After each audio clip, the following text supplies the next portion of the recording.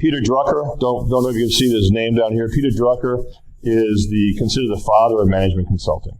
And so I'm going to talk about what he believes leadership is all about and management is all about. And so being a great leader, and a great consultant, he identified leadership is doing the right things. So doing the right things. I like to use the word effective. When we're effective, we do the right thing. So leadership and effectiveness are words that go well together. Okay? An example might be if you were a construction company and you had a painting crew, right? And you told the painting crew to go out and paint 1234 Main Street white with green trim. And your team got out there and they saw 1234A and 1234B Main Street, because sometimes you have those type of addresses, correct? And the team did a great job on 1234A. They assumed the fact that you left off the letter, you probably meant it was A. So they painted 1234A, and they did a fantastic job. And then 1234B calls you up later on in the afternoon and said, I was wondering when the painting crew was going to show up today. I noticed they were next door, and they did a marvelous job next door, same colors and everything that I wanted, but my house didn't get painted today. So what was at fault in that regard, leadership or coaching, management? Leadership was at fault because as leaders, we didn't give the team the right directions. We didn't help them do the right thing, work on the right house. Does that make sense? So leadership is about making sure we're effective in working on the right things, whereas management and coaching is doing things right. So the fact that they painted the house the right colors and it was a sparkling job was fantastic, means they did it with quality. So better, faster, cheaper, right? Better, faster, cheaper are things about doing things right, or the word I like to use here is efficiency. So where leadership is effective, management or coaching is about efficiency. Effective versus efficiency. Does that make sense? So those two words are used a lot, and often I find out that we don't necessarily know the definition of what it really means. So in terms of what Drucker's talking about, being effective is being a great leader, doing things well or doing things efficiently is being a great coach or a manager. So he says there's a thing called the right things right model. Right, so if you look at the things that are being done on the left-hand side, those are the right things. So here we are as a leader, and we're working on the right thing. So as a leader, we want to make sure that we're leading people. So people are very important to us as leaders, and making sure they're focused on the right things. Customers are important to us. Matter of fact, many companies when they have a meeting have a chair with a profile of the customer right in that chair because it's so customer focused. So Amazon and Jeff Bezos has that, right? And they're all so much customer focused, right? So we want to make sure we take care of our customers.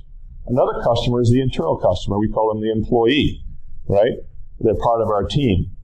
In order to get things done, by the way, business is a team sport, if you will, right? You can't win the game if the whole team isn't working together. So the employees make up our team. They are critically important to us as leaders. Shareholders, the people who own the business, the board of directors, those people are important to us. They provide the capital for us to go ahead and invest and grow the organization. They also provide the governance to make sure that we stay on track and do the things we're supposed to do based on policies. Our reputation or our brand is critically important to leaders, right? Matter of fact, branding is critically important to scaling a business exponentially. So our reputation, our brand is critically important. And on the leadership side, we're talking about, how do we get more employees? How do we get more customers? How do we grow our brand, right? How do we keep the people that we have? So keep, grow are things we think about as leaders. We want to retain or keep our A players. We want to get A players on our team. We want to get the best customers, the perfect customers. We want to keep the best customers. We see this in our balance sheet. So from an accounting perspective, a healthy balance sheet shows that demonstrates the fact that we're getting great people on our team. We have great customers, right? And we're growing effectively, so we don't have a lot of debt. We're actually building equity on our balance sheet. The other side, things right, again, is about doing things really well. Better, faster, cheaper. And so on the right side, we're coaching and managing activities, right? We are coaching and managing sales. We're actually doing sales. We're running the business and we're being productive with our operations. So we're putting on great weddings. We're throwing great parties at our events, right? So we're being productive. We're either making something or providing a service, or we're buying something. So if we're a manufacturing company, we have to buy right, so our supply chain has to work with us. Companies don't compete, supply chains compete, right? In your business, you have all this talent, all these artists out there, right? That's your supply chain. So you want to make sure that they're all good and they love you and you love them and they're performing in a great way. So we're making or buying those things. We're keeping good records. A company's health is determined by the records that it keeps, right? If we don't keep good records, companies can go into trouble, even though they may have a great brand and they may do some things well in the marketplace. And so again, we're looking to do things better, faster, cheaper, and we see this in the profit and loss statement. So in the profit and loss statement, if we have a sales number and we have a nice, healthy gross profit number, that indicates if we've executed well on the services that we provide or the products that we made, right? So our cost of goods sold are reasonable and our labor to get there is reasonable, so we have a nice, healthy gross profit number.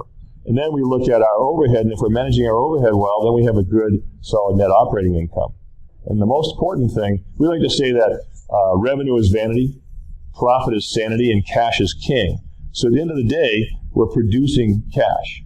Right? That's the end game of a business. It's always, we have a great mission in what we're trying to accomplish, in what we do, and that's really inspiring to us. But at the end of the day, a company must produce cash. It's kind of like the human body, right? The air that we breathe, and the food that we eat, and the water and liquids that we drink keep us alive, right? But we don't live to eat, drink, and sleep, right? We live to pursue our passions and our mission.